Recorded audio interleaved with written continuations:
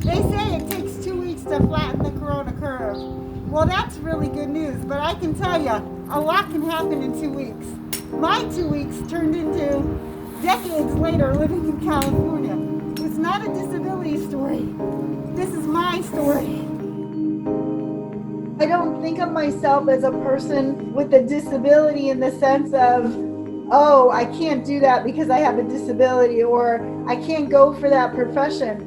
I'm a human being living my life. And when people ask me, what does disability mean to me? I don't really know how to answer that question. Dawn, you've done something that a lot of people dream of, but have never accomplished. You have written, directed, produced, and starred in a critically acclaimed feature film. What made you want to undertake such a grandiose project? Well, you can't really talk about my career and not talk about John Ritter. He used to be the chairman of the United Cerebral Palsy Telethon. So I started watching Three's Company, and I just fell in love with this guy that was able to make me laugh and able to make me forget that I had been bullied at school. And watching John do a pratfall as Jack Tripper was sometimes the best part of my whole day. So John Ritter was a very big influence and the reason why I wanted to be an actor. And I always wanted to star in a film, and Hollywood wasn't giving me the opportunity. So I created my own film so I can star and be my own leading lady, because Hollywood needs to get with the program. Some of the buildings that I go to don't have access, and because they don't always have access, I end up going in the backstage areas, and in those cases, I've been known to run into a celebrity or two because the security is taking them out the door that is the only accessible door for me when you use a wheelchair or on crutches that doesn't have steps.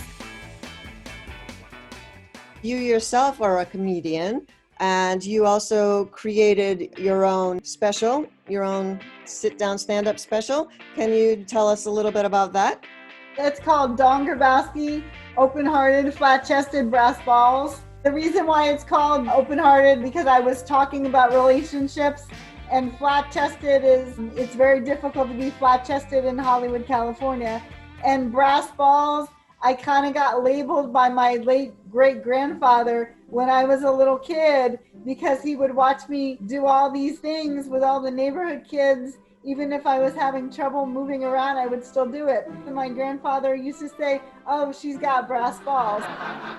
So I actually love being around people that have been drinking, because when I'm around people that have been drinking, it makes them look like they're disabled.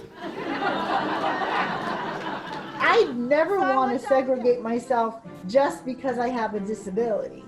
I take advantage of opportunities that are looking for people with disabilities in the job market, whether it be mainstream or in the entertainment world, because the reality is the opportunities are still so limited, even in 2020. But if you're going to tell me that I should just hang out with certain people because they happen to be in a wheelchair, or they happen to use a crutch, or they happen to have a learning difference or something like that, that to me is something that I will never want to agree with. But as I've gotten older and I've learned over the years, I am trying to embrace and learn how to let go of the negative people that have bullied me, professionally and personally, whether it be in the entertainment industry or the comedy world or in my personal life in general. I don't mean to be disrespectful to anybody, but disability really doesn't mean anything to me. It's my life. It's just the way things are, and I proceed through life with the body I have and the abilities that I have.